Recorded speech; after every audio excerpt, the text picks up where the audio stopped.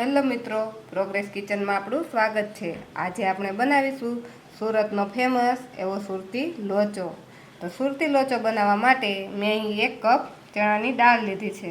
તેની સાથે 4 આપણે ઘરમાં જે ચમચી હોય એ ચમચીના માપ પ્રમાણે 4 ચમચી અડદની દાળ લીધી છે અને 4 ચમચી ચોખાના પૌવા લીધા છે।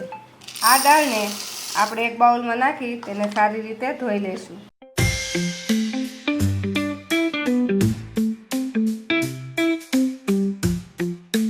બે વાર આ રીતે ધોઈને આ દાળને આપણે પાણી નાખી અને પલાળી દઈશું। તેવી જ રીતે આપણે અડદની દાળને પણ ધોઈ લઈશું। આ બંને દાળને ધોઈને આપણે 5 થી 6 કલાક માટે પલળવા દઈશું। અને આ ચોખાના પૌવા છે તેનું આપણે અત્યારે કંઈ નથી કરવાનું। આપણે દાળ પલાળીને રાખી હતી તેને 6 કલાક થઈ ગયા છે અને દાળ પણ પલળીને એકદમ સોફ્ટ થઈ ગઈ છે કે જે આપણે આમ નખથી દબાવીએ તો એ આસાનીથી તૂટી જાય છે। તો આપણી દાળ બરાબર પલળી ગઈ છે। તેવી રીતે અડદની દાળ પણ સારી રીતે પલળી ગઈ છે।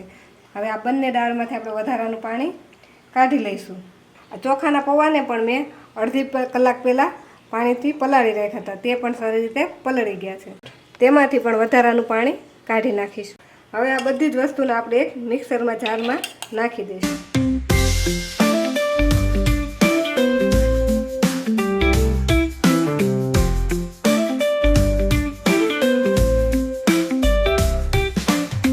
હવે તેમાં નાખી દઈશું આપણે જે માપથી આપણે દાળ પલાળી હતી એ માપનો 1 કપ છાશ।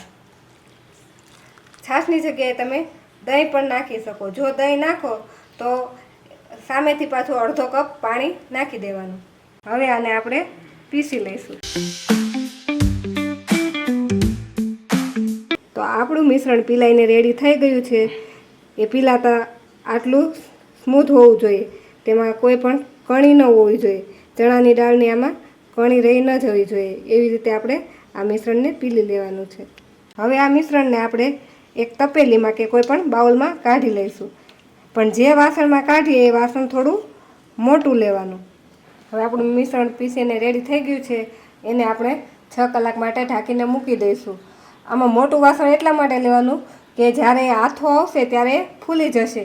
જો આપણું વાસણ નાનું હશે તો એ ઉભરાઈને બહાર વયું જશે, એટલા માટે વાસણ થોડુંક મોટું લેવાનું। હવે આ મિશ્રણને આપણે ઢાંકીને ઘરમાં કોઈ પણ ગરમ જગ્યાએ 6 કલાક માટે મૂકી દઈશું। તો આપણું બેટર સારી રીતે આથો આવી ગયો છે, તે જો એનો આથો આટલો સરસ આવી ગયો છે। હવે આ આથાને આપણે સારી રીતે મિક્સ કરી લઈશું। આ બેટરને આપણે 6 કલાક પલાળવા દીધું હતું। 6 કલાક પલાળતા જ એનો આથો આટલો સરસ આવી ગયો છે। હવે તેમાં આપણે મસાલા કરી લઈશું।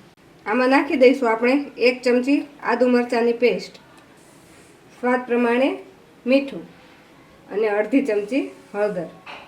હવે આને મિક્સ કરી લઈશું।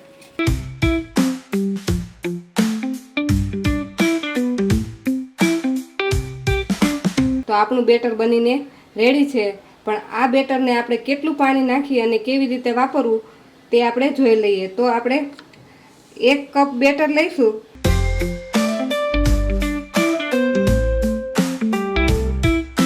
આ મેં 1 કપ બેટર લીધું છે, તેને હું બીજા બાઉલમાં નાખી દઈશ અને આ 1 કપ બેટર સામે હું એમાં 1 કપ પાણી એડ કરીશ।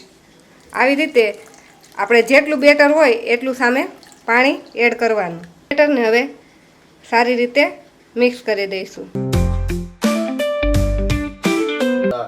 1 કપ બેટરમાં 1 કપ પાણી એડ કરવાથી આપણું બેટર પરફેક્ટ રેડી થઈ ગયું છે। તો હવે આ બેટરને આપણે એક સ્ટીમ કરવા માટે એક સ્ટીમર લઈ લેશું અને તેમાં પાણી નાખી દઈશું। તો લોચો બનાવવા માટે આપણે એક સ્ટીમરમાં અહીં પાણી ગરમ મૂકી દીધું છે, તેના પર એક પ્લેટ મૂકી દઈશું જેને મેં પહેલેથી જ ઓઇલથી ગ્રીસ કરી રાખેલી છે।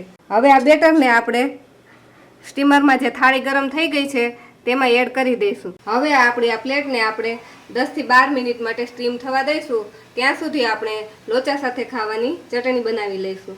ચટણી બનાવવા માટે મેં અહીં એક મિક્સરનું જાર લઈ લીધું છે, તેમાં હું નાખી દઉં છું લીલા ધાણા, 10-12 ફુદીનાના પાન, 2 તીખા મરચાં, 1 ઇંચ આદુનો ટુકડો અને તેની સાથે થોડા સિંગના દાણા. આ ચટણીમાં તમે સિંગના દાણાની જગ્યાએ ખમણનો ભૂકો પણ નાખી શકો. તેમાં નાખી દઈશું આપણે અડધી ચમચી આખું જીરું ને સ્વાદ પ્રમાણે મીઠું. તેમાં નાખી દઈશું આપણે અડધા લીંબુનો રસ. ચટણીના ખાટા મીઠા સ્વાદને બેલેન્સ કરવા તેમાં નાખી દઈશું આપણે અડધી ચમચી ખાંડ. હવે આ ચટણીને આપણે પીસી લઈશું. આ ચટણીને પીસતી વખતે આપણે પાણી નહીં નાખીએ અને જો જરૂર પડે તો 2 થી 3 ચમચી જેટલું જ પાણી એડ કરીશું.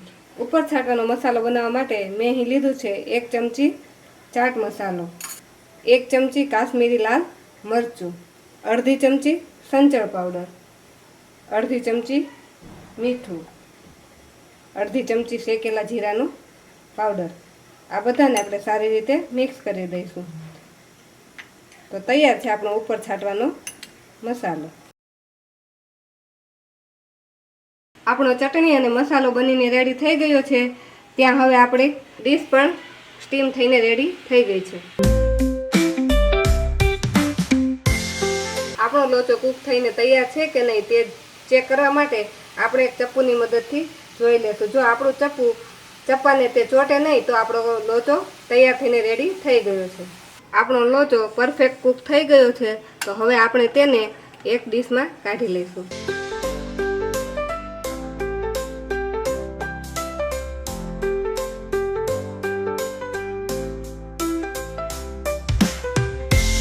આપણો લોચો તૈયાર છે તો તેના પર આપણે નાખી દઈશું થોડુંક મેલ્ટ કરેલું બટર. બટર નાખવાથી લોચાનો ટેસ્ટ ખૂબ જ સારો આવે છે. તેના ઉપર આપણે જે મસાલો બનાવેલો છે તે છાંટી દઈશું. તેના ઉપર આપણે નાયલોન સેવ નાખી દઈશું. તેના ઉપર લીલા ધાણાથી થોડુંક ગાર્નિશ કરી દઈશું અને આપણે બનાવેલી લોચાની ચટણી સાથે તેને સર્વ કરીશું. જો તમને અમારો આજનો વિડીયો ગમ્યો હોય તો અમારા વિડીયોને લાઈક કરો અને પ્રોગ્રેસ કિચન ચેનલને સબસ્ક્રાઈબ કરો.